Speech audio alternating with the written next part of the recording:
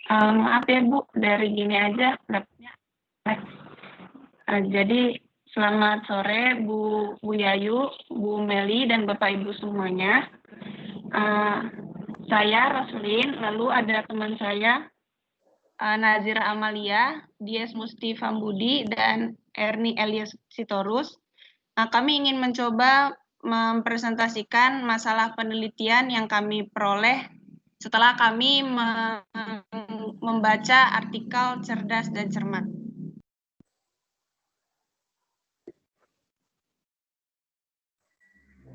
Ini ada dari kami masing-masing masalah penelitiannya. Yang pertama, saya akan mencoba mempresentasikan masalah dari saya.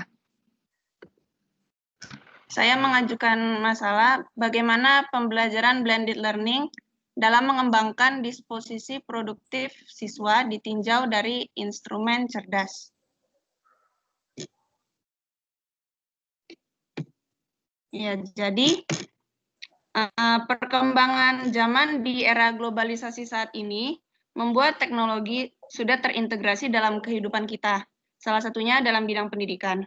Nah, ketersediaan teknologi telah mengubah cara berpikir tentang bagaimana pembelajaran yang efektif dilakukan. Khususnya di pandemi COVID saat ini, menuntut guru untuk dapat berinovasi dalam proses pembelajaran. Salah satunya melalui pembelajaran blended learning. Nah, blended learning merupakan suatu pembelajaran yang mengkombinasikan pembelajaran luring atau pembelajaran tatap muka dengan pembelajaran daring, yaitu menggunakan teknologi online gitu, seperti e-learning. Nah, kedua elemen ini harus diintegrasikan dengan sangat baik, sehingga menghasilkan aspek pedagogik yang saling berkesinambungan.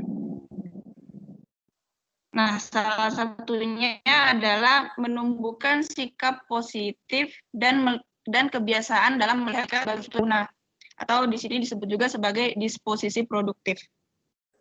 Nah, Kilpatrick memberikan indikator dari disposisi produktif itu, seperti siswa antusias dalam belajar matematika, lalu siswa penuh perhatian dalam belajar matematika, siswa gigih dan tekun dalam menghadapi permasalahan, percaya diri dalam menyelesaikan masalah, lalu siswa memiliki rasa ingin tahu yang tinggi, dan kemampuan berbagi pendapat dengan orang lain. Nah, rencananya pembelajaran tadi akan ditelaah melalui instrumen observasi cerdas yang ada 8 aspek instrumen. Ini tadi keterangan yang saya katakan. Nah, ini ada, jadi nanti rencananya akan ditelaah dengan 8 aspek instrumen observasi cerdas. Yang pertama, bagaimana proses memperkenalkan pembelajaran, kegiatan inti, lalu membuat koneksi, penggunaan materi pembelajaran oleh guru, partisipasi siswa dalam pembelajaran, penilaian proses pembelajaran dan hasil, pengendalian lingkungan kelas, hingga kegiatan penutup. Ya, itu masalah yang saya ajukan.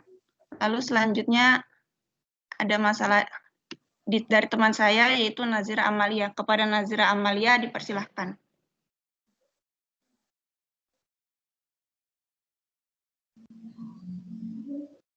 Iya, oke.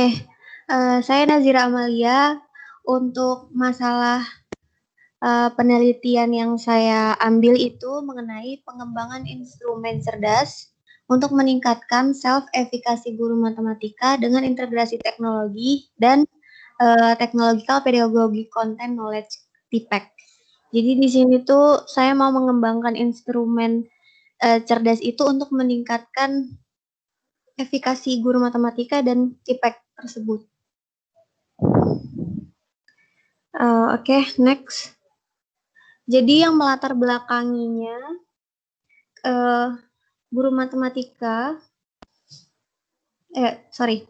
yang melatar belakanginya instrumen cerdas itu melihat peran guru dalam proses kegiatan belajar mengajar. Dalam hal ini, untuk melihat bagaimana peran guru matematika dalam meningkatkan self-efikasi guru matematika dengan integrasi teknologi dan TIPEK dibutuhkan instrumen penelitian dan kompetensi. Oleh sebab itu, instrumen cerdas dapat membawa pengaruh positif dalam meningkatkan kompetensi guru sehingga melahirkan mutu pendidikan yang baik. Next.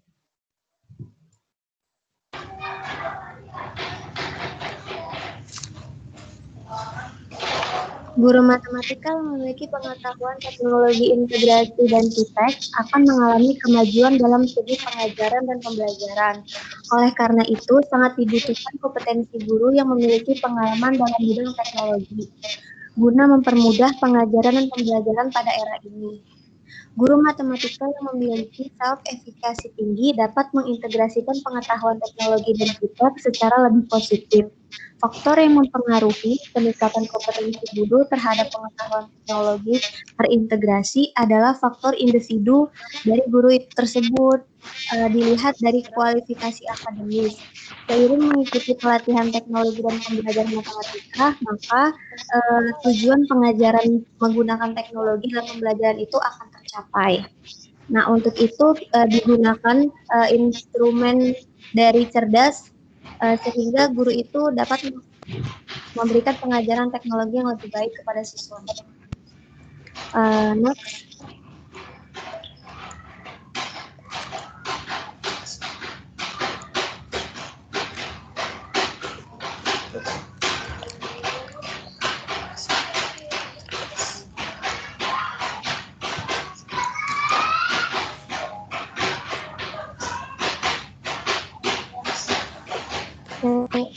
Oke. Nah, di hubungan antara self-efikasi dan TIPEK dalam pengembangan instrumen cerdas itu, jadi di dalam alur self-efikasi TIPEK itu ada yang namanya assessment of personal teaching. Di assessment ini akan nanti digunakan pengembangan instrumen cerdas. Upaya ini sekiranya akan meningkatkan kompetensi guru sehingga memperoleh mutu guru yang lebih berkualitas. Sekian pemaparan dari masalah penelitian yang saya ambil. Kurang lebihnya mohon maaf, saya lanjutkan ke teman saya. Dias. Kepadanya dipersilahkan.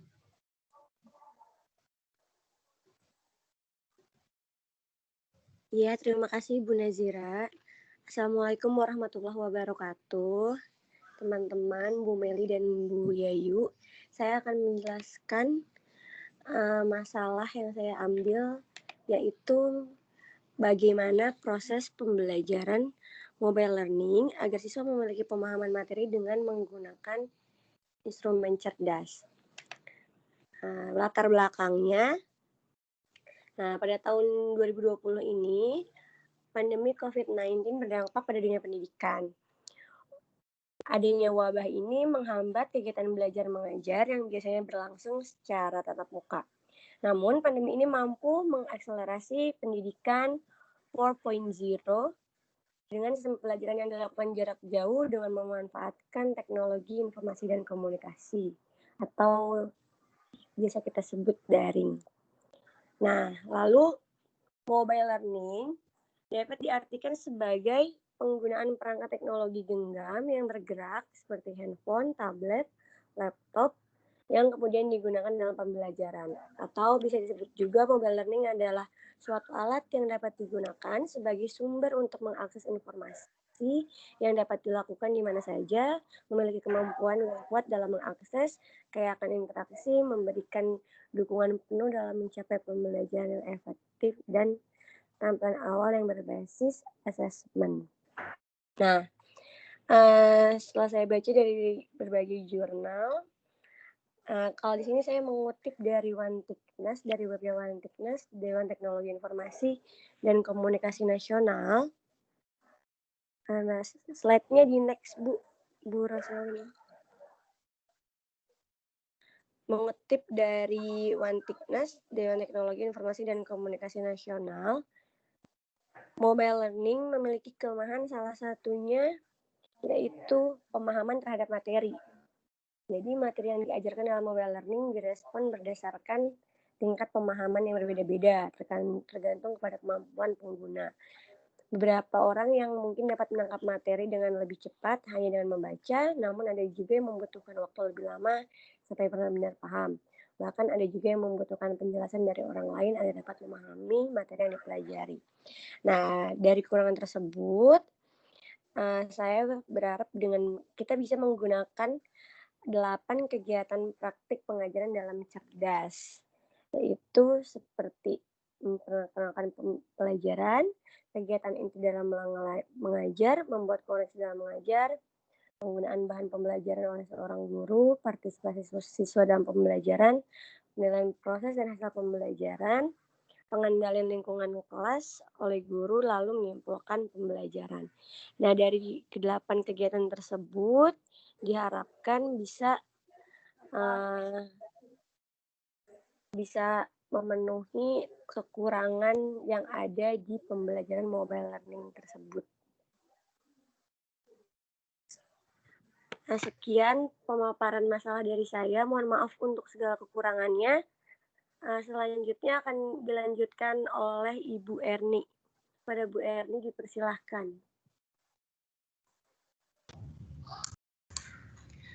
Iya, terima kasih Ibu Dies.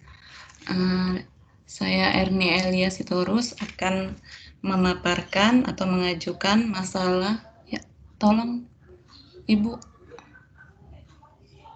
Next. Udah next, Bu. Belum nongol ya? Belum, Bu. Bu Rosi. Ya, di sini saya akan mengajukan masalah mengenai yang berhubungan instrumen dengan cerdas, yaitu bagaimana kegiatan pembelajaran dengan memanfaatkan fitur kelas maya dalam belajar dari rumah untuk meningkatkan aktivitas siswa dengan menggunakan cerdas. Next, Bu.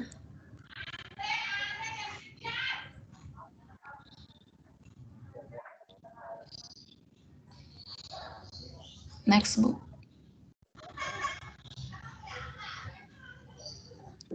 Sinyal kayaknya, Bu. Dari next.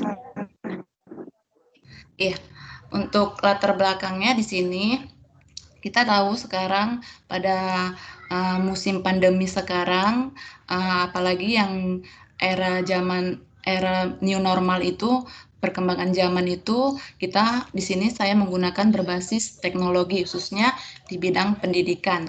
Jadi pendidikan berbasis teknologi itu sangat memberikan kemajuan, baik dalam penyajian materi ataupun forum diskusi, sehingga memberikan ruang gerak kepada siswa untuk lebih aktif, kreatif, dan berpikir kritis.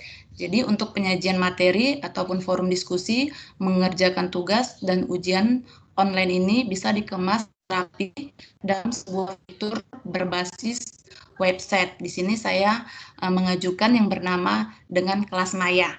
Nah, kelas maya itu adalah kelas yang diadakan tanpa tatap muka secara langsung di kelas antara pengajar dan yang menerima bahan ajar dengan berbasis website.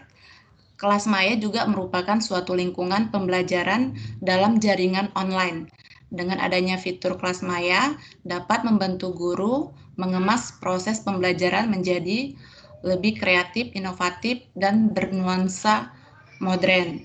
Jadi di kelas maya ini juga dapat memandirikan belajar peserta didik dalam bentuk belajar melalui modul dan beragam media, bisa juga berdiskusi di dalam kelas maya ini, kemudian dapat mengerjakan tugas atau mengevaluasi pembelajaran. Nah, berikut adalah tahapan kelas maya belajar dari rumah. Boleh next, Bu Rosi?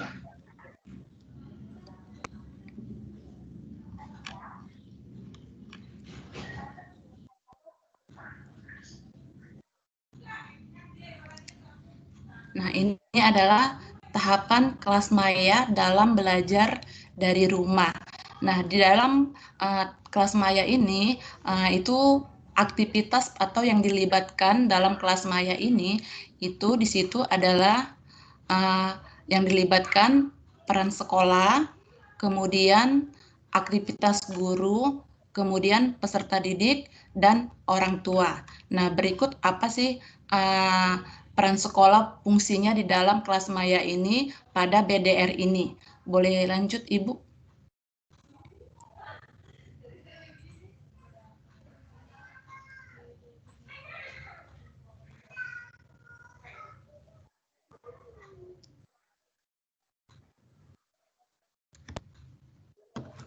Boleh next, Bu.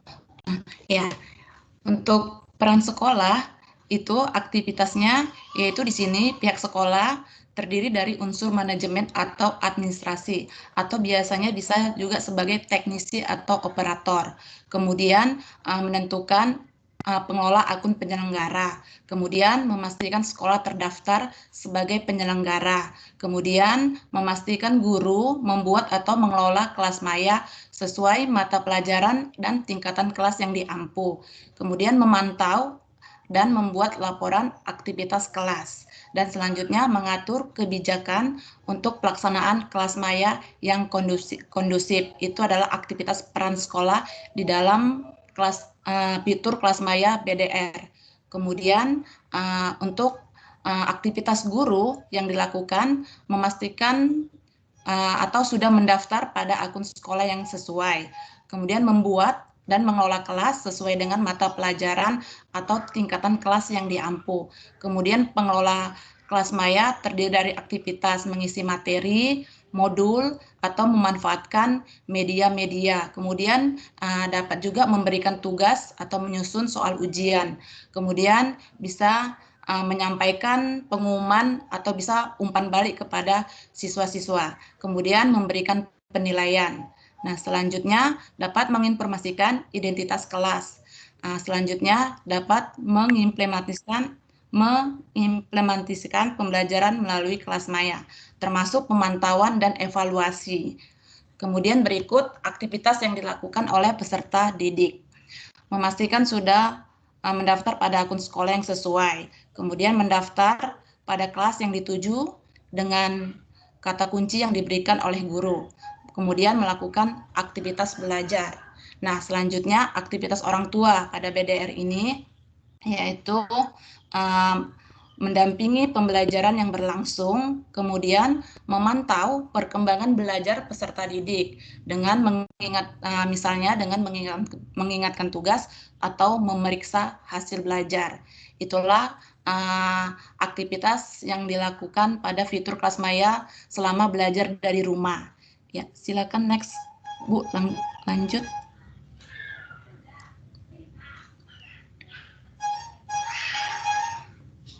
Nah, untuk instrumennya yang saya ambil di Cerdas ini adalah 8 aspek, yaitu di sini saya memperkenalkan pelajaran, kemudian kegiatan inti dalam mengajar, kemudian membuat koneksi dalam mengajar, penggunaan bahan pembelajaran oleh seorang guru, kemudian partisipasi siswa, kemudian penilaian proses, pengendalian, menyimpulkan, dan kegiatan penutup.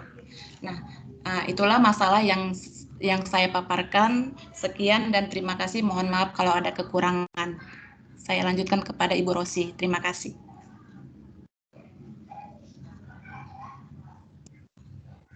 Iya, terima kasih Ibu Erni. Jadi sekian masalah penelitian yang kami dapat paparkan setelah kami menelaah instrumen cerdas cermat. Kemudian selanjutnya mungkin akan saya kembalikan ke Bu Meli dan Bu Yayu. Baik, terima kasih. Untuk yang pertama, mungkin Bu Yayu ada tanggapan, komentar Bu Yayu, silakan.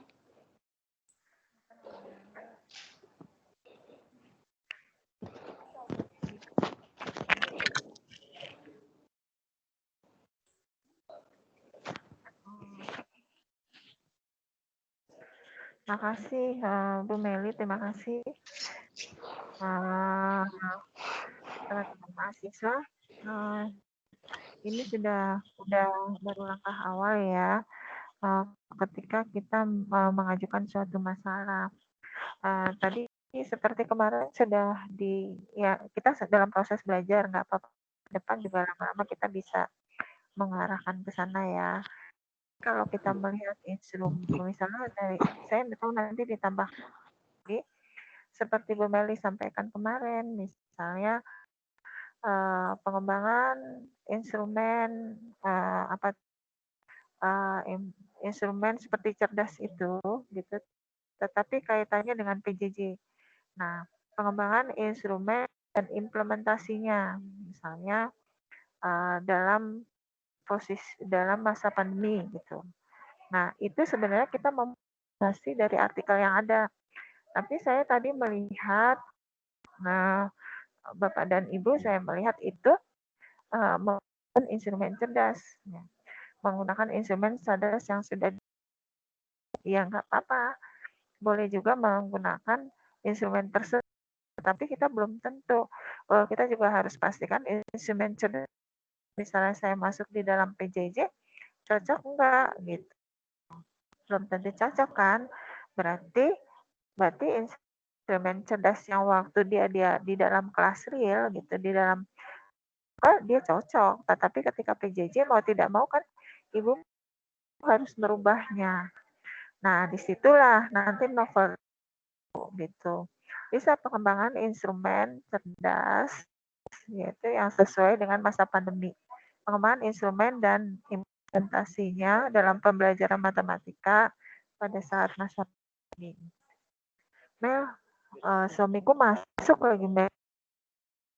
Aku serahin dulu ya, Mel ya. Iya. Halo? Halo? Maaf Bu, masih di mute tadi. Iya Bu. Iya Bu. Ruangan aku nemenin dulu ya, Mel. Iya Bu, iya Bu. Enggak Bu. Iya. Ini dulu sini.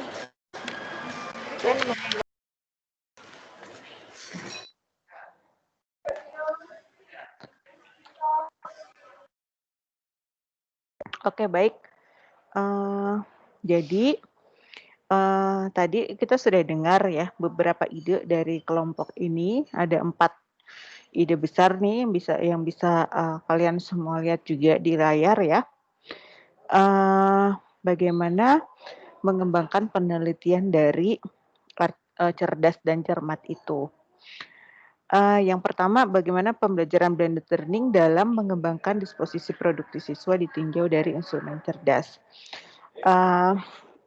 Yang kedua, bagaimana mengembangkan instrumen cerdas untuk meningkatkan self-efficacy guru matematika dengan integrasi TPAT. Yang ketiga, bagaimana proses pembelajaran mobile learning agar siswa memiliki pemahaman materi dengan menggunakan cerdas. Dan yang keempat, bagaimana kegiatan pembelajaran dengan memanfaatkan fitur kelas maya dalam BDR untuk meningkatkan aktivitas siswa dengan menggunakan cerdas. Oke, jadi saya lihat di sini ada dua ya. Yang pertama, mengembangkan instrumen. Yang kedua, menggunakan instrumen. Kalau kita lihat,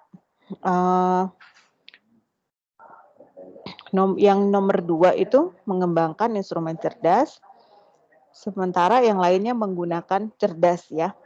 Jadi cerdas yang sudah dibuat oleh para penulisnya itu akan kalian pakai begitu. Benar nggak interpretasi saya? Atau saya keliru? Coba konfirmasi bagi yang mengajukan ide nomor 1, 3, dan 4. Nomor 3 ya benar Bu menggunakan. Kalau nomor 1 iya juga. Nomor 1 menggunakan juga ya. Nomor 4? Iya Bu, menggunakan juga Bu. Oke. Nomor 2 mengembangkan.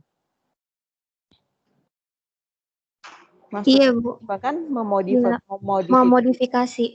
Jadi kan di dalam TPAT itu pasti kan dia ada alur alurnya untuk mencapai pembelajaran kan. Nanti pas di assessment-nya dimasukin si cerdas itu. Tapi kan nggak semua dari tahapan instrumen cerdas itu dapat berlaku di si TPEC ini kayak gitu.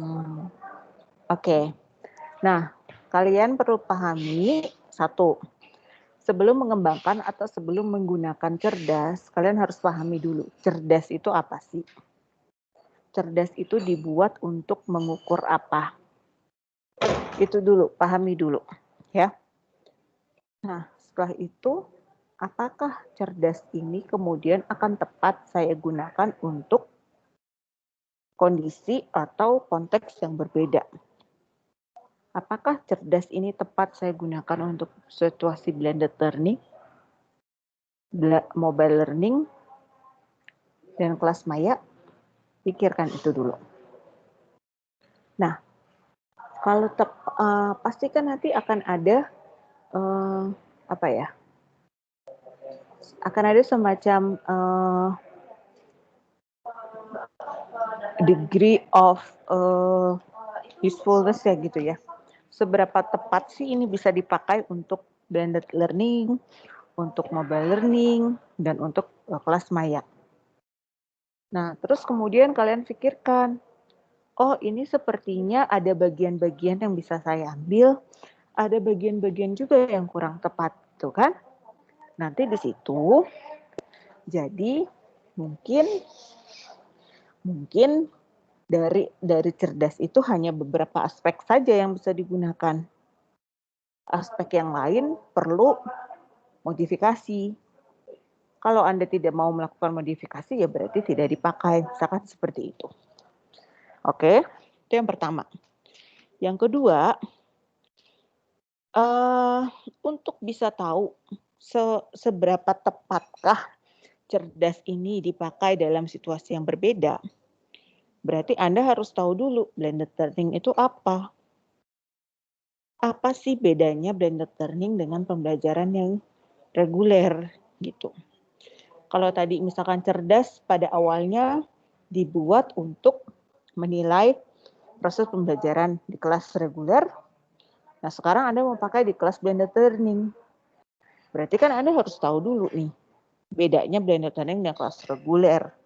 Untuk supaya Anda bisa tahu aspek-aspek dari cerdas yang masih bisa relevan di kelas blended learning. Gitu kan? Sama ya untuk mobile learning dan kelas maya juga gitu. Nah, terus Anda punya variabel baru lagi nih. Ada disposisi, ada apa lagi tuh? Aktivitas siswa, ya.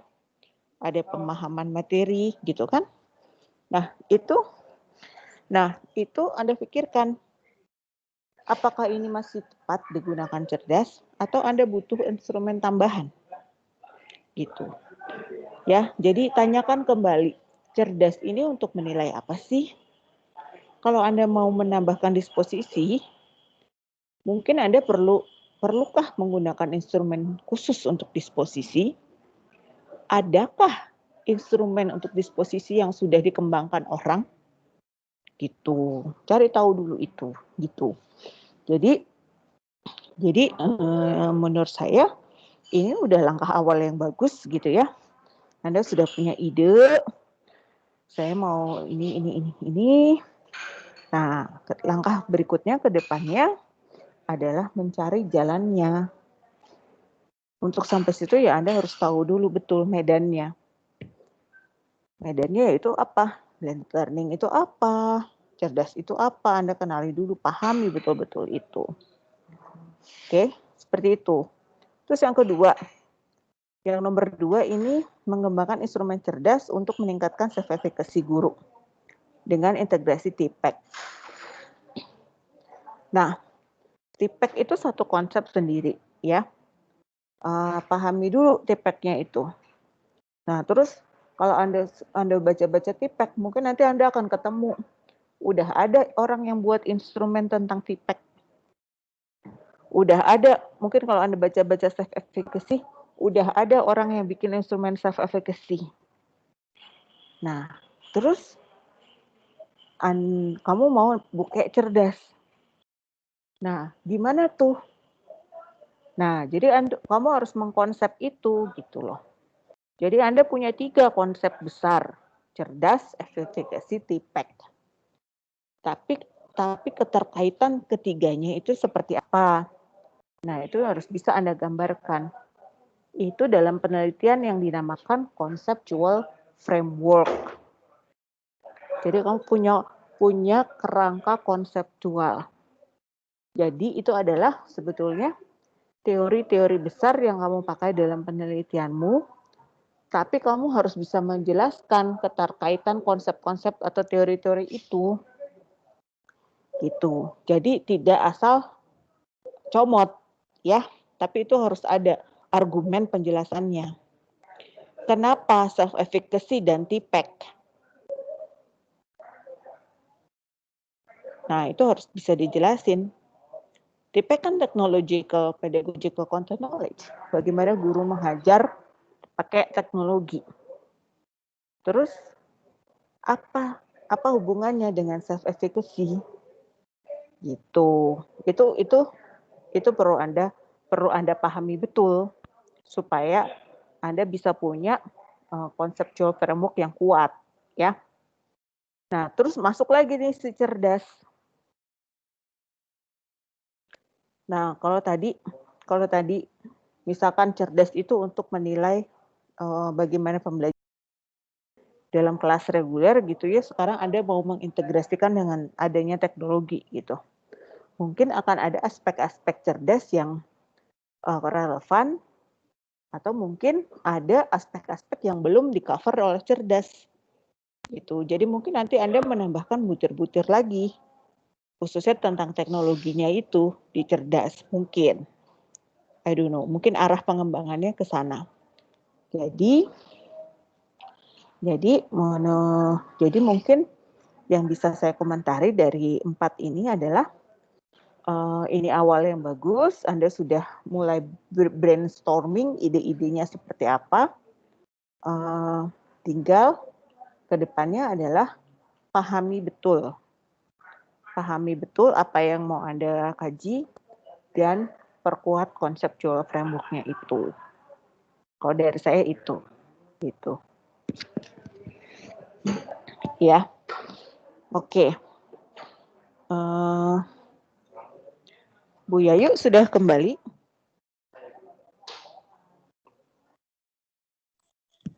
Tunggu lagi. Oke. Ada aja. Iya. Bisa ya kan Bu Meli, mungkin Ya. karena kan kalau kita punya tujuan di penelitian mahasiswa itu kan bisa Sinta 2 ya, kalau bisa masuk Scopus. Jadi bisa saja dari cerdas yang ada dimodifikasi. Nel, punya kita diterima Q1, Nel, lagi diperbaiki. Oh ya, alhamdulillah. Diterima, udah direview. Alhamdulillah, Bu. Sedikit banget, cuma bahasa nanti dikembalikan lagi yang system seller yang perbaikan. Baiknya sedikit, mudah-mudahan tahun depan publish ya. Amin. Enggak ribet tuh, kayaknya langsung oke aja. Gue bingung gitu. Amin. Jadi memang gitu ya, Mel. Waktu itu kalau nggak salah kekuatan kita di dalam hati karena COVID gitu. Nah, nanti teman-teman bisa juga karena COVID. Dari COVID itulah memaksa pemerintah mengubah paradigmanya dalam bentuk PJJ. Gitu. Mungkin dari situ aja kita tema besarnya. Betul, Bu. Nah, karena dari pengalaman yang saya itu reviewnya nggak terlalu ribet gitu, nggak banyak. Biasanya kan lama ya, Mel, setahu saya tuh ler. Iya, Bu. Bu Yuli lama, rupanya kok saya gitu. Itu saja. Yang kedua, jadi kita punya tema akibat COVID, ada pandemi, kemudian akhirnya mengubah sistem pembelajaran yang tadinya kita real itu berubah menjadi sistem pembelajaran dalam bentuk jarak jauh. Nah, yang cerdas udah ada, untuk hal yang baru bisa masuk itu kan kalau kita pakai aja kan berarti bukan sesuatu yang baru dari kita. Nah, dari penelitian itu berarti itu harus dimodifikasi. Jadi seperti yang tadi sampaikan, bisa saja dimensinya berubah. Dimensinya tidak cocok, tidak sama dengan dimensi pada cerdas. Misalnya saya cerdas itu ngambil hanya beberapa dimensi atau indikator yang cocok nih pada masa PJJ. Kita tambahkan dimensi yang gitu. Jadi kita bisa modifikasi tentu. Nah, tetapi lagi mungkin kita nanti bisa menambahkan implementasinya jika kita ada apa namanya, ada penelitiannya menggunakan yang mengembangkan instrumen dan modifikasi yang sudah ada, kemudian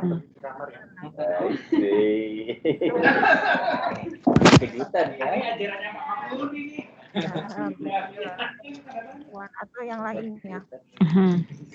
Aplikasinya juga boleh kita bandingkan ke sananya gitu.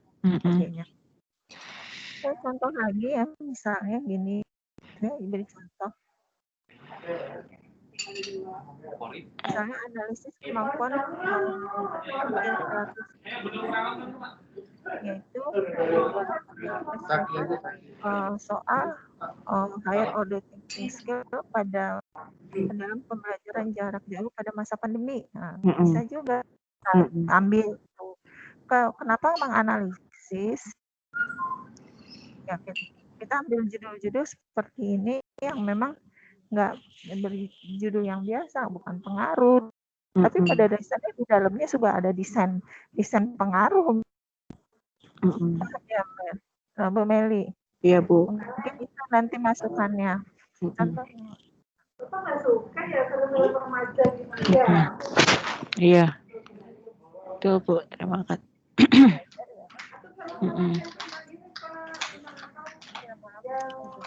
Ada dua. Maaf Bu Yayu, suaranya hilang.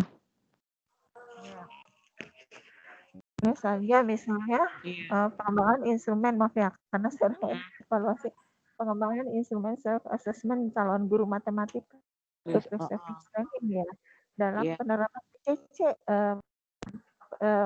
4C, critical, collaboration, kemudian communication gitu ya. Nah, seperti itu. Bisa. Nah, sekarang tinggal kita lihat di cerdas itu kita memakai dimensi cerdas ada nggak di dalamnya? Gitu ya, Bu Meli dan Iya, Bu. Itu masukan dari saya. Sehingga nanti kita punya bentuk penelitiannya sudah tidak membentukkan pola gitu. Dan yang ada juga yang menarik nih yang ini genetik. Misalnya bisa dilakukan secara kualitatif. Misalnya saja di daerah Papua 2, 3, tidak 2 tambah 3, karena matematikanya 3, 2 mungkin itu bisa dijadikan jurnal itu. Itu bisa dijadikan suatu penelitian, tapi jadi penelitian pendekatannya kualitatif ya Bu Mel. Iya Bu. Banyak jadi ya kita. Iya Bu. Nah, itu Bu Meli, makasih. Ya. Makasih Bu Yayu gitu. Ya, jadi kalau kita ingin meningkatkan kualitas penelitian kita, memang kita harus think out of the box ya, gitu. Jadi kita jangan terperangkap dalam pola-pola lama gitu ya. Penelitiannya harus berubah juga, harus direformasi juga gitu. Jadi harus mengikuti perkembangan zaman, misalkan sekarang kebutuhan akibat pandemik gitu ya. Jadi di situ ada novelty dalam penelitian, ada keterbaruan dan ada urgensi juga gitu. Ya, kita pakai PJJ karena memang keharusan, karena memang urgent di situasi yang pandemik itu. Nah satu seperti itu. Dan kalau kita mau mengembangkan setiap penelitian, kita tuh harus berlatih untuk mempunyai sikap kritis ya. Jadi penelitian-penelitian yang sudah ada kita baca, kita pahami, dan kita coba kritisi betul. Maksudnya kritisi itu bukan mencari kekurangannya gitu, tapi kita kita cari nih, oh penelitian ini bagus gitu. Kita fair. Ini bagusnya di sini, keunggulannya dia di sini. Nah, tapi ada hal-hal yang belum dibahas, ada hal-hal yang belum di-cover gitu.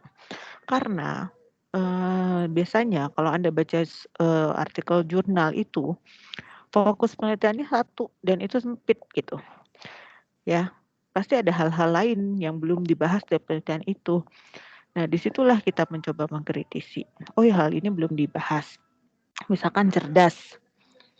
Cerdas itu bagusnya apa? Keunggulannya dia apa? Nah, dia melakukan itu dalam dia menggunakan cerdas untuk pembelajaran yang seperti apa. Nah, tapi untuk konteks yang berbeda, apakah itu tepat gitu? Nah, disitulah kita mengkritisi. Kemudian kita juga bisa mengkritisi dari background teori yang dipakai. Misalkan cerdas, dia pakai teori apa gitu.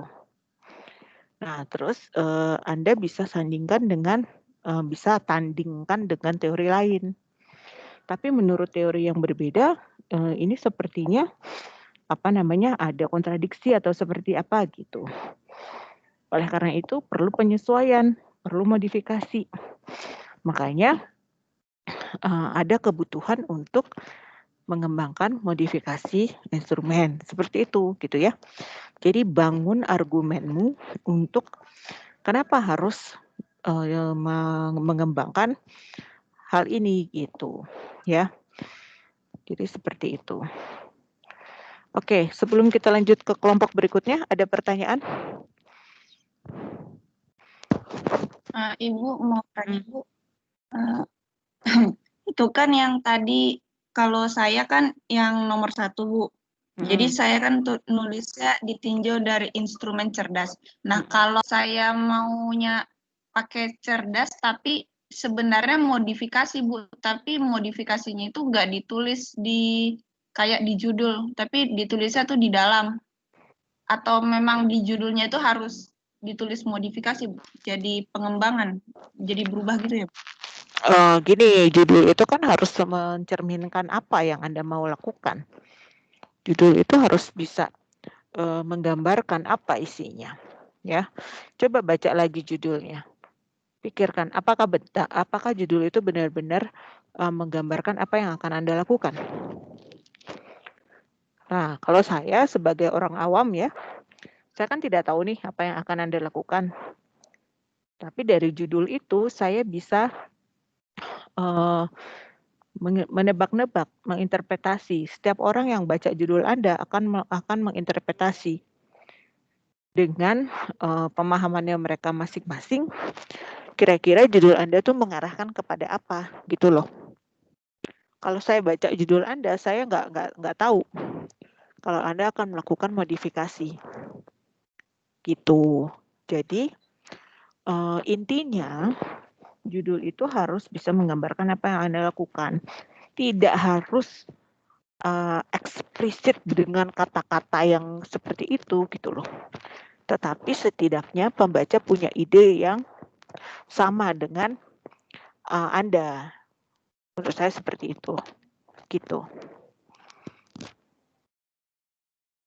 Ya. Lalu Bu, kalau misalnya modifikasi itu berarti berarti maksudnya pasti pengembangan gitu Bu? Iya, sepertinya begitu ya. Gitu ya. Makasih Bu. Iya. Masih ada pertanyaan lagi?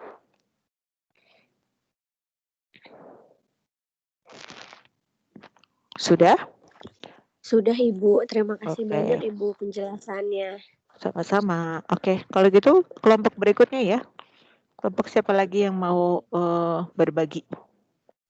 Kelompok yang Niar, Inai, sama Laili ya Bu? Oke, silakan.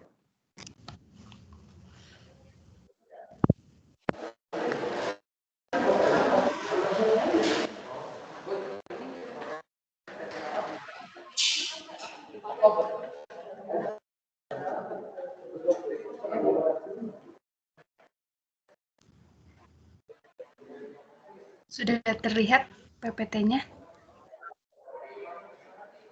Ya, sudah. Oke, Assalamualaikum warahmatullahi wabarakatuh.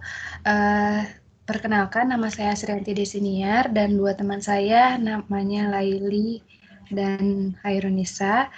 Untuk yang pertama kali memaparkan, ada 3 bagian dari 3 ide yang kami ajukan. Yang pertama itu instrumen cermat dengan model PBL untuk meningkatkan kemampuan argumentasi siswa. Yang kedua, instrumen penilaian cermat berbasis high order thinking skills atau HOTS pada pembelajaran matematika sekolah menengah. Dan yang ketiga, cerdas dan cermat sebagai acuan pembelajaran untuk memahami konsep matematis di masa pandemi. Yang pertama, saya persilahkan kepada Hairunisa. Ya, terima kasih Niar. Saya akan menjelaskan ide yang saya dapatkan dari hasil membaca jurnal mengenai cerdas dan cermat, yaitu Niar, maaf, ininya slide-nya udah muncul belum ya Niar?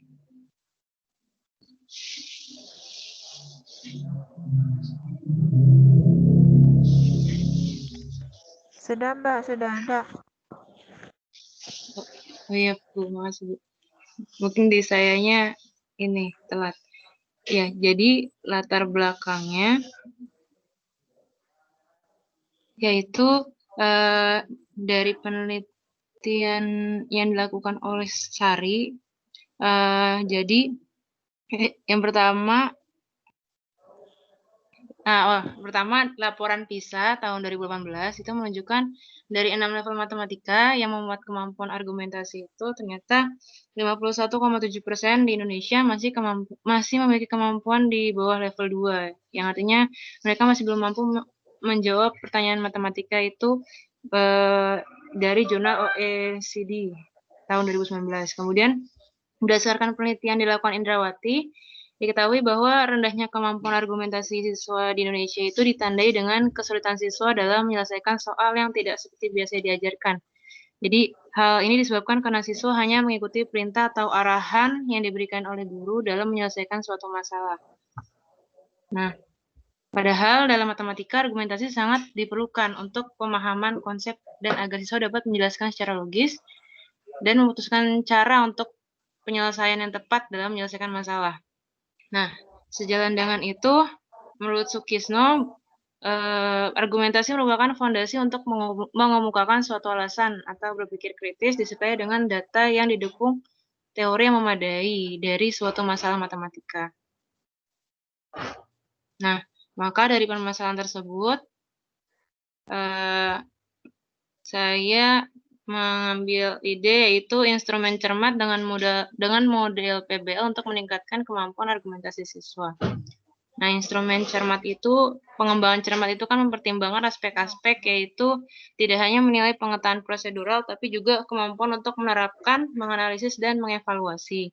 Kemudian juga memiliki item yang mencakup berbagai kemampuan siswa dan juga cukup sensitif untuk menangkap peningkatan literasi dan numerasi siswa. Kemudian juga tes ini memiliki kesinambungan vertikal di seluruh nilai terus menginformasikan apakah kemampuan siswa berada dalam kisaran kemampuan siswa yang lain di kelasnya. Nah, kemudian untuk model PBL sendiri, PBL merupakan sebuah model pembelajaran yang berpusat pada siswa dari pendengar informasi pasif menjadi aktif. Kemudian mengembangkan masalah dan keterampilan pemecahan masalah menurut Sabar. Kemudian menurut Tan, proses pembelajaran PBL itu terdiri dari 5 tahapan, yaitu yang pertama ada menemukan masalah, yang kedua ada menganalisis masalah, yang ketiga ada menemukan dan melaporkan, terus yang keempat ada mempresentasikan solusi dan merefleksikannya, yang kelima melihat kembali atau mengevaluasi belajar secara mandiri. Nah, berikut keterkaitan antara fase PBL dan aspek argumentasi. Jadi dari yang sudah saya sebutkan tadi, untuk fase-fase PBL ada 5 fase, dan untuk aspek di tiap-tiap fase tersebut terdapat aspek-aspek penilaian aspek argumentasi. Yang misalnya untuk yang fase pertama menemukan masalah, di sini siswa dapat ada aspek argumentasi yaitu claim, yaitu siswa pernyataan berupa masalah muncul dari pemikiran setiap siswa. Jadi nanti pada fase ini siswa dapat memunculkan masalah dari pemikiran tiap siswanya. Nah, untuk yang fase kedua juga ada aspek claim, kemudian fase ketiga ada evidence, yaitu siswa dapat mencari bukti yang mendukung pernyataan awal terkait masalah. Kemudian untuk fase keempat itu ada reasoning, dan untuk fase kelima ini ada semua aspek argumentasinya, yaitu claim, reasoning, juga di akhir ada refleksi. Nah, maka dari pembahasan tadi dari slide sebelumnya diketahui bahwa pengembangan cermat tidak hanya menilai pengetahuan prosedural, tapi juga kemampuan untuk menerapkan, menganalisis, dan mengevaluasi. Nah, hal ini sesuai dengan penerapan model PBL yang memfokuskan siswa untuk dapat menjelaskan secara logis dan memutuskan cara yang tepat untuk menyelesaikan masalah matematika. Siswa dituntut untuk merumuskan masalah, memilih strategi, menggunakan argumen mengenai kebenaran dan solusi yang diberikan dalam proses penyelesaian soal. Nah, jadi penerapan model PBL mengutamakan adanya masalah untuk menstimulus dan memfokuskan aktivitas pembelajaran siswa melalui 5 fase model PBL tadi. Nah, kemudian juga pelatihan dalam PBL membantu siswa dalam meningkatkan konektivitas, pengumpulan data, elaborasi, dan komunikasi informasi menurut Usman. Ya, berikut daftar pustakanya atau artikel-artikel yang saya ambil untuk merumuskan masalah. Sekian presentasi dari saya, akan dilanjutkan untuk berikutnya yaitu Laili. Silakan. Dipersilakan untuk Ibu Laili. Baik, bismillahirrahmanirrahim. Saya Laili Oktadianti. Di sini ide yang saya dapat setelah membaca cermat, yaitu instrumen penilaian cermat berbasis High Order Thinking Skills atau HOTS pada pembelajaran matematika sekolah menengah. Ini slide-nya belum berganti ya, Bu Nir? Oh, udah. Ke slide selanjutnya, Bu Nir. Nah, latar belakangnya ini menurut Undang-Undang Nomor 20 Tahun 2003 tentang Sistem Pendidikan Nasional, tujuan pendidikan adalah untuk mengembangkan potensi peserta didik agar menjadi manusia yang beriman. Oh, tapi di saya udah di latar belakang, Bu. Oh ya, sudah. Baru aja kan. Sudah muncul slide-nya, Bu. Sudah. Ini baru muncul. Ya, silakan. Oh iya. Baik, Bu, saya lanjutkan kembali ya, Bu. Nah, latar belakangnya ini, pertama menurut Undang-Undang Nomor 20 Tahun 2003 tentang Sistem Pendidikan Nasional, tujuan pendidikan adalah untuk mengembangkan potensi peserta didik agar menjadi manusia yang beriman dan bertakwa kepada Tuhan Yang Maha Esa, berakhlak mulia, sehat, berilmu, cakap, kreatif, mandiri, dan menjadi warga negara yang demokratis serta bertanggung jawab. Demi tercapainya tujuan pendidikan tersebut, pendidik dalam melaksanakan tugasnya harus berpedoman pada undang-undang yang mengatur tentang standar dalam melaksanakan pembelajaran.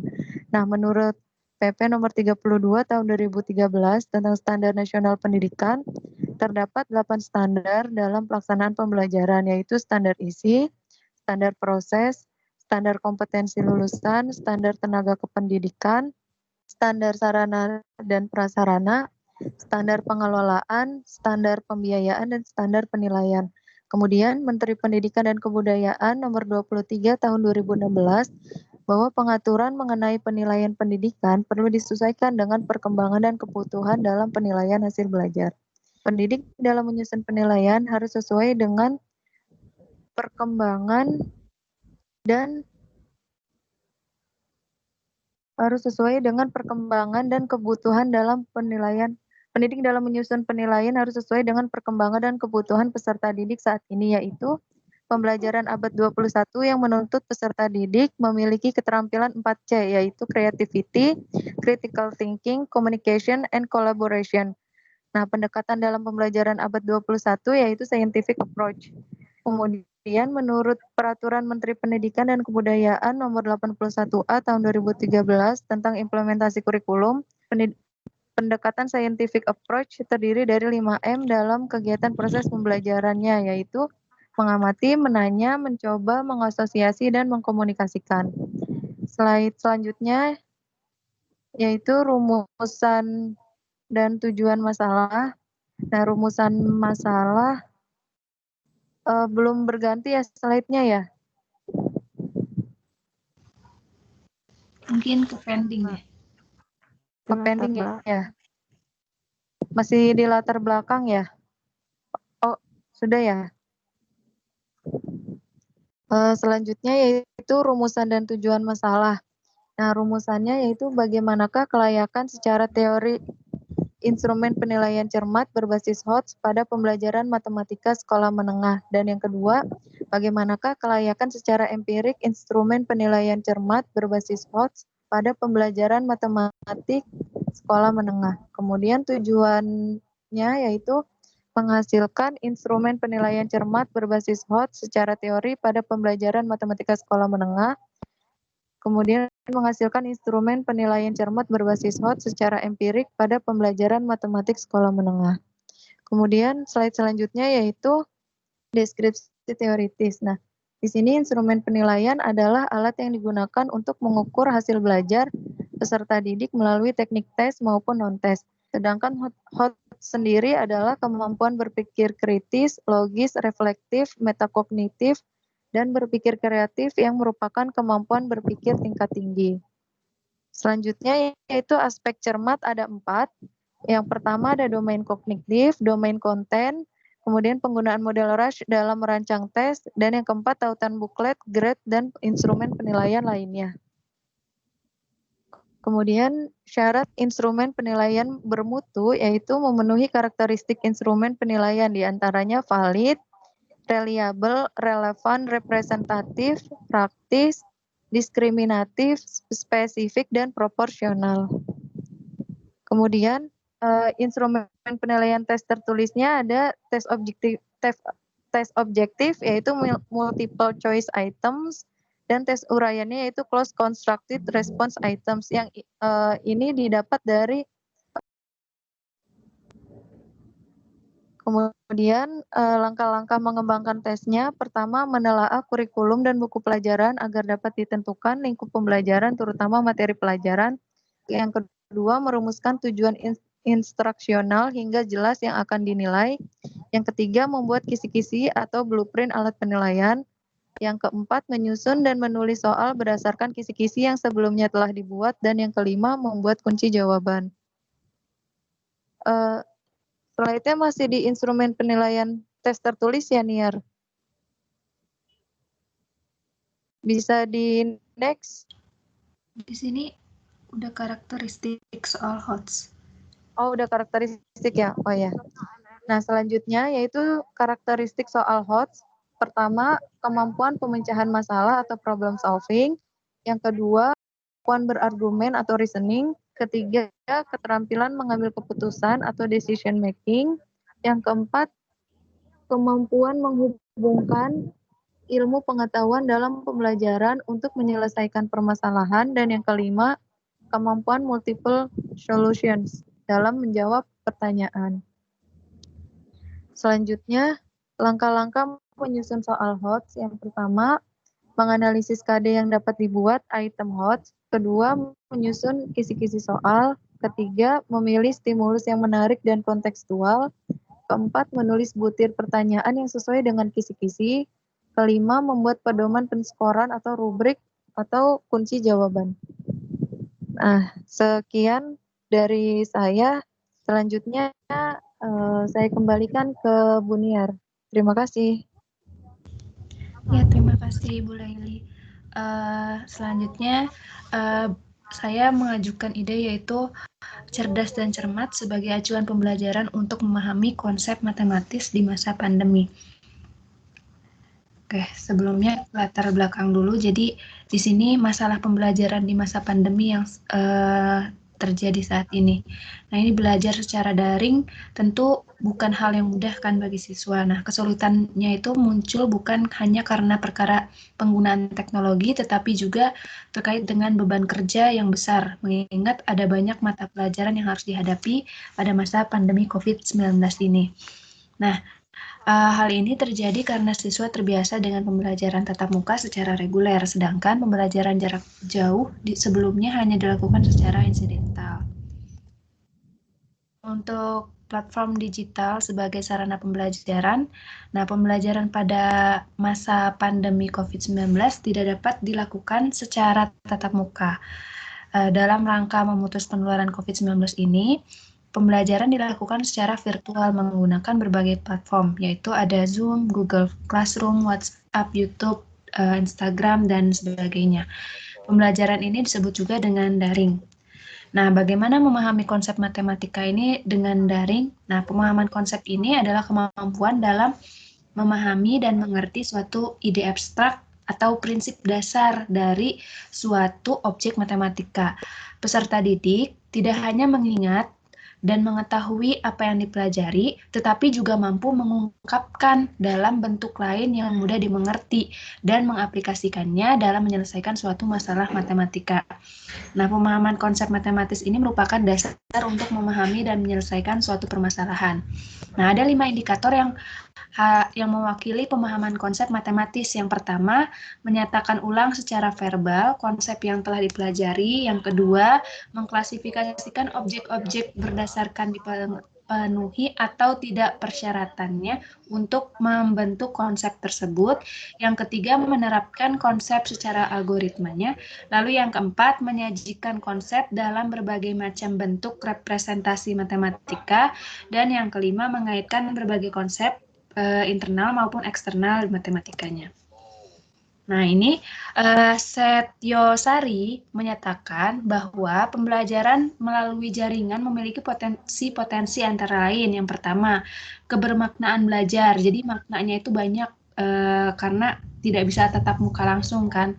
Lalu ada kemudahan mengakses. Jadi dimanapun selama dia bisa mengakses itu mudah untuk dilakukan, dan meningkatkan hasil belajar juga bisa dilakukan saat daring ini salah satu potensinya.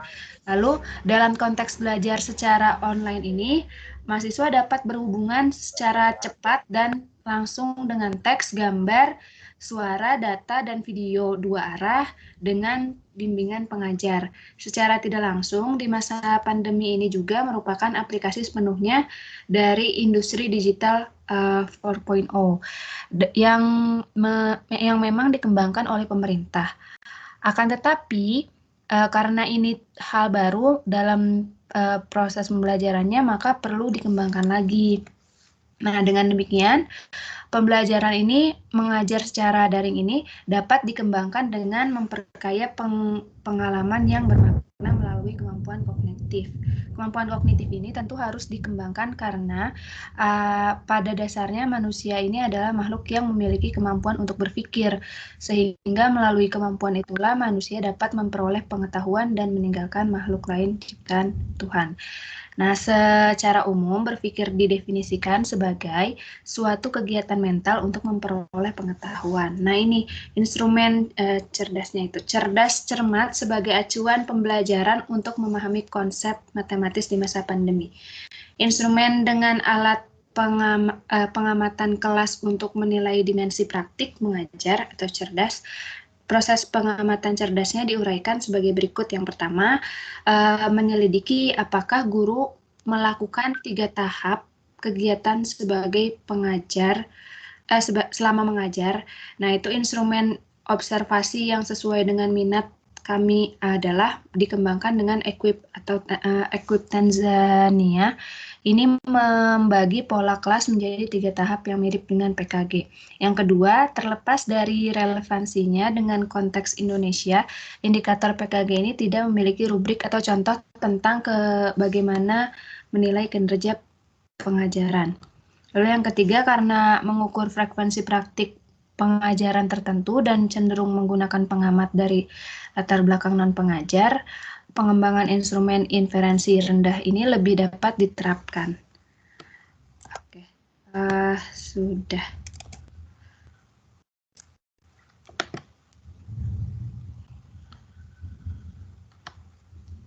Cukup sekian dari kami bertiga. Saya kembalikan lagi kepada Ibu Meli dan Bu Yayu. Baik, terima kasih.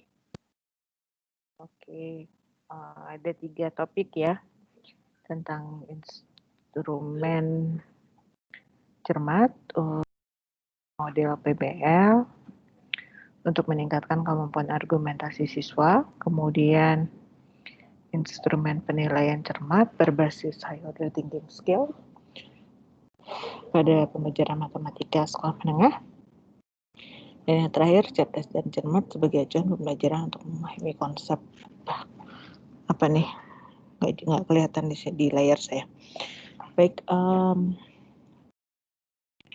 mungkin saya beri kesempatan Bu Yayu, ada yang ingin disampaikan, komentar dan masukannya.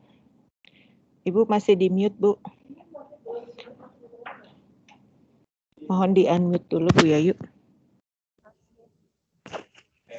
Ya. Ini ide-idenya bagus ya. Nah, teman-teman semua rupanya sudah mengembangkan dari satu artikel bisa menjadi beberapa masalah. Jadi yang tadinya cermat dulu juga kita menggunakan PBL-nya gitu ya. Misalnya ada kemudian dengan berbasis HOTS, kemudian juga untuk pemahaman konsep, kemudian juga bisa yang lainnya ya. Dari satu artikel kita bisa mengembangkan. Tinggal ini kalau menurut saya sudah bagus gitu pengembangannya, tinggal nanti tolong dicari, jangan ngomong. Tinggal dicari kalau menurut saya nanti kajian dari variabel-variabel ini.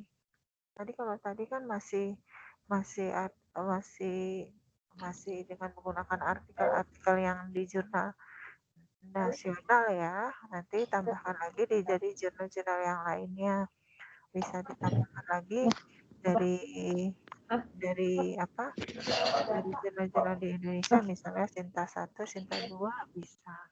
Sinta 2 itu Cakrawala, Sinta 2 itu ada juga yang di Sriwijaya. Tapi nanti supaya bisa menarik ini jurnal-jurnal tertentu juga bisa menarik jurnal yang ada di di jurusan matematik. Jadi kalau menurut saya ininya sudah bagus ya. Tadi yang terakhir itu bagus ya. Kalau maksud saya sudah mengarah ke sana, tinggal polesan kajian artikel-artikel yang lain untuk mendukung permasalahan yang ada. Saya kira itu Bu Meli. Oke. Jadi saya sudah mulai. Iya, makasih Bu Yayu. Oke. Kalau sepakat saya dan Bu Yayu ya, idenya udah bagus. Nah, sekarang mungkin yang bisa dikuatkan dari sini adalah tadi kan dari 3 contoh ini ya, 1 instrumen cermat untuk PBL, terus untuk HOTS, terus untuk pemahaman konsep ya. Kalian harus bisa bangun argumen yang kuat untuk itu. Jadi misalkan mau ambil HOTS ya, kalian harus tahu dulu nih di luar sana ada nggak sih instrumen untuk HOTS?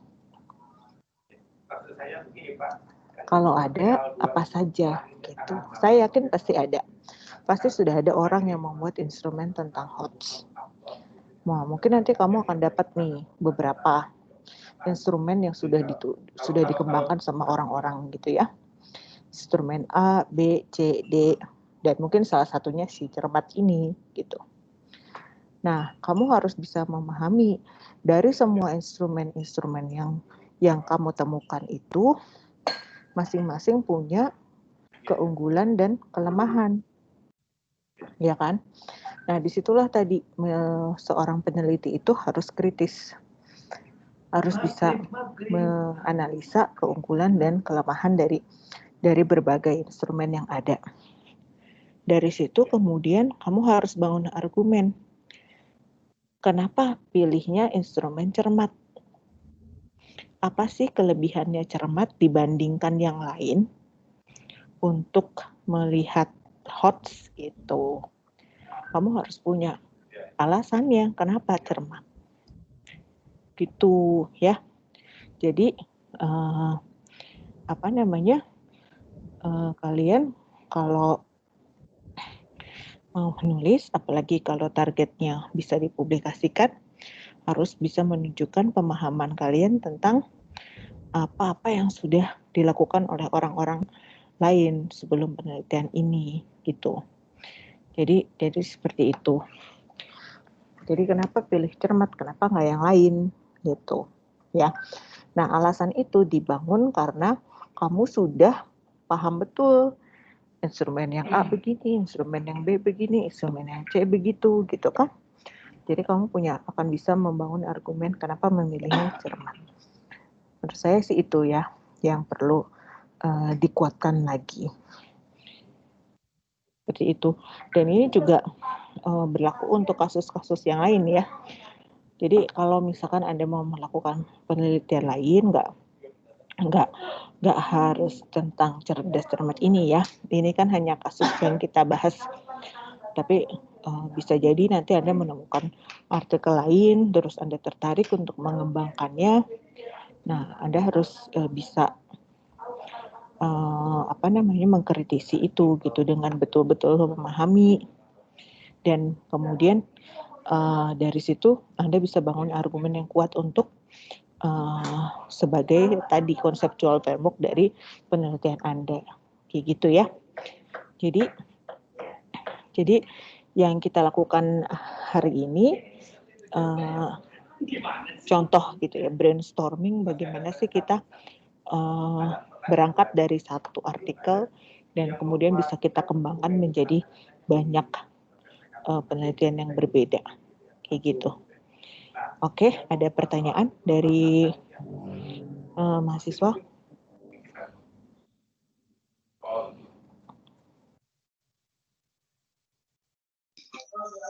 Saya mau tanya, Bu. Silakan.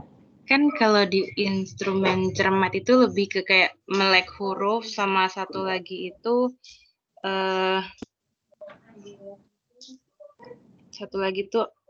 apa ya di PPT-nya. Jadi kalau saya mau mengembangkan untuk argumentasi, fokus ke argumentasi, berarti cermatnya itu boleh saya ini ya Bu, saya ubah gitu, atau dikembangin berarti ya Bu ya? Iya. Jadi punten dulu Mbak. Kita bisa saja nggak mentah-mentah ambil instrumen itu, tapi kita memodifikasi. Kalau misalnya Mbak memodifikasi, ini kebetulan salah satu instrumen cermat yang dikembangkan di Indonesia ya. Bisa kita ngambil dari instrumen lain yang ada di luar gitu. Nanti kita modifikasi gitu. Oh ini rupanya untuk yang untuk seperti ini, tapi saya mau pakai yang lain. Berarti kita ngambil yang tadi Bu Meli katakan, yaitu definisi konseptualnya itu harus kuat gitu. Framework theoretical-nya harus kuat. Jadi kita bisa memodifikasi instrumen tersebut sesuai dengan masalah pendidikan. Gitu. Karena kan kilogram dukungnya sebagian sekarang.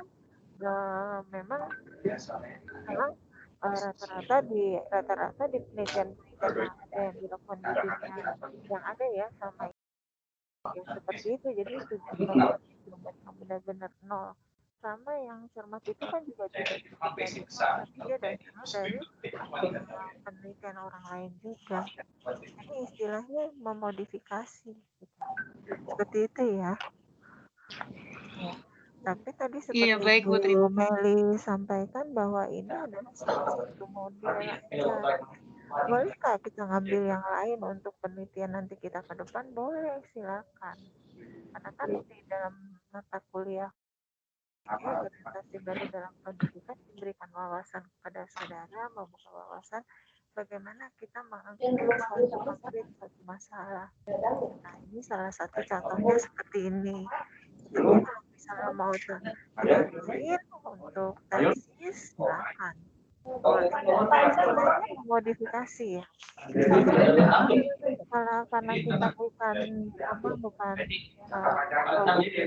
tepatnya ya penelitian dan evaluasi, itu nanti ditambahkan kaitannya dengan implementasi di dalam pembelajaran.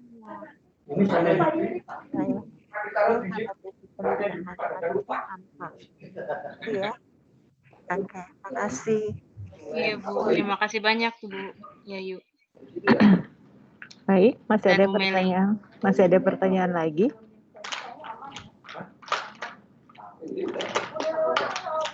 Sepertinya kita tidak ada cukup waktu untuk semua mahasiswa presentasi ya. Jadi mungkin bagi yang belum presentasi, jika ada hal-hal yang ingin ditanyakan atau didiskusikan bisa disampaikan sekarang.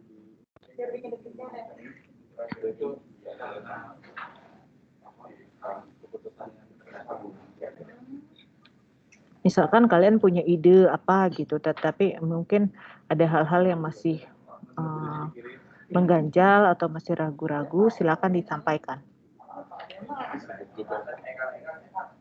Nanti mendekati pasti malam-malam malam-malam baju ya.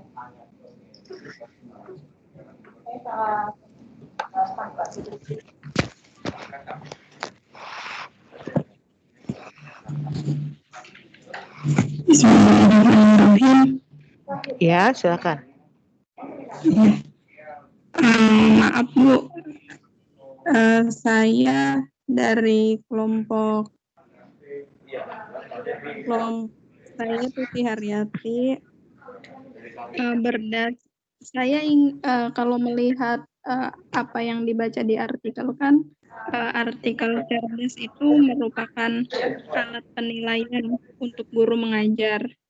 Terus saya ingin mengembangkannya instrumen cerdas ini untuk mengukur praktik mengajar literasi matematis berdasarkan pendekatan kognitif guidance.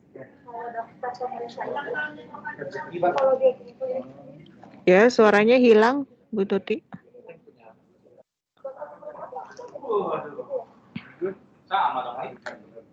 Halo?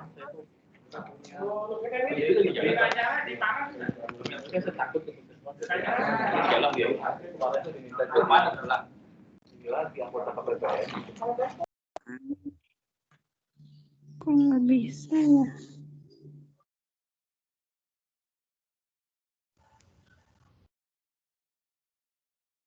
Assalamualaikum. Sudah masuk Bu Tuti. Oh ya, alhamdulillah. Waalaikumsalam, sudah masuk Bu Tuti. Lanjut. Jadi saya boleh nggak ya Bu ya? Jadi kan di dalam artikelnya itu ada aspek instrumen. Nah, aspek instrumennya itu sama, tapi yang dimodifikasi itu indikatornya. Jadi tujuannya itu ingin melihat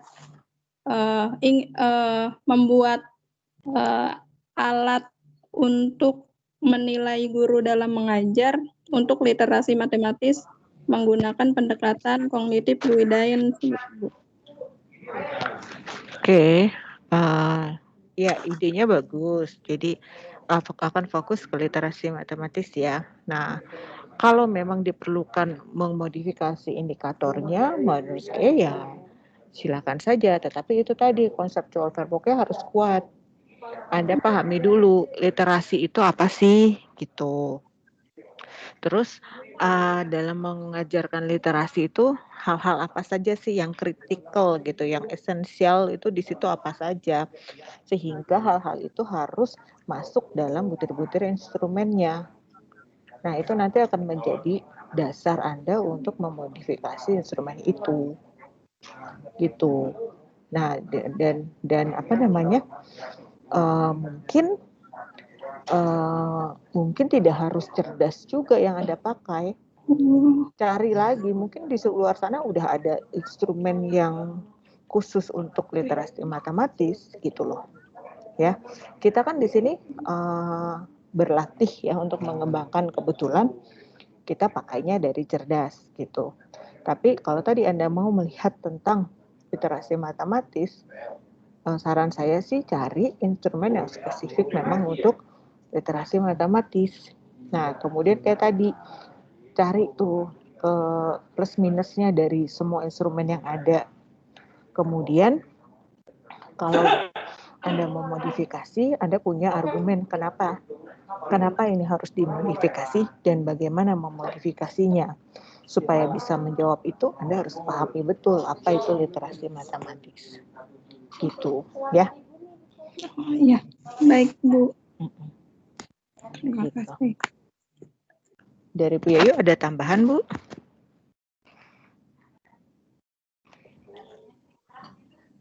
Ada Bu Meli, saya kira saya sudah cukup. Iya, baik. Terima kasih Bu. Oke, masih ada lagi pertanyaan?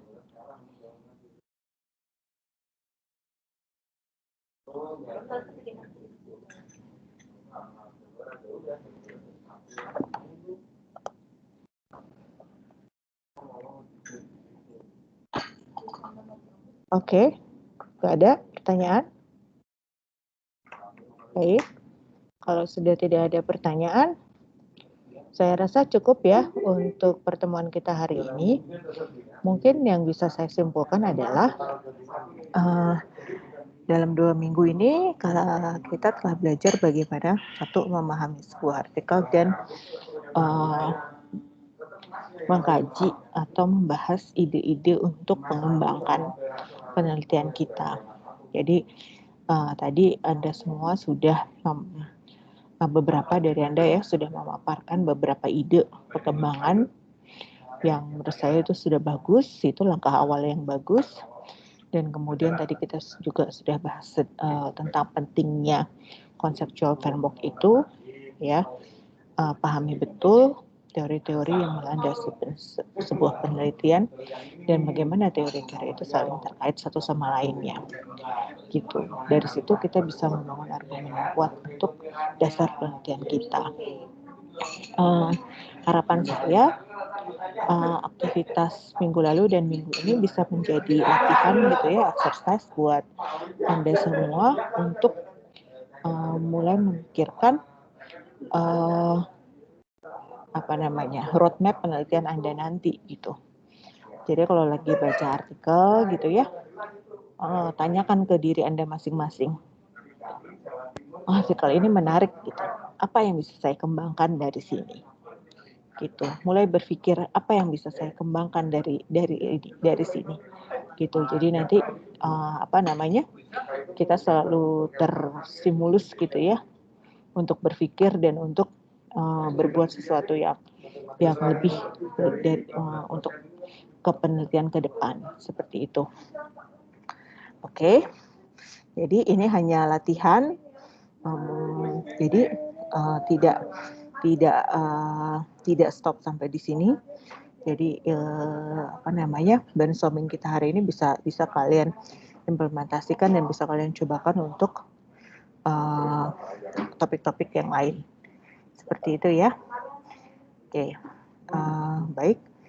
Bu Yayu ada tambahan sebelum ditutup?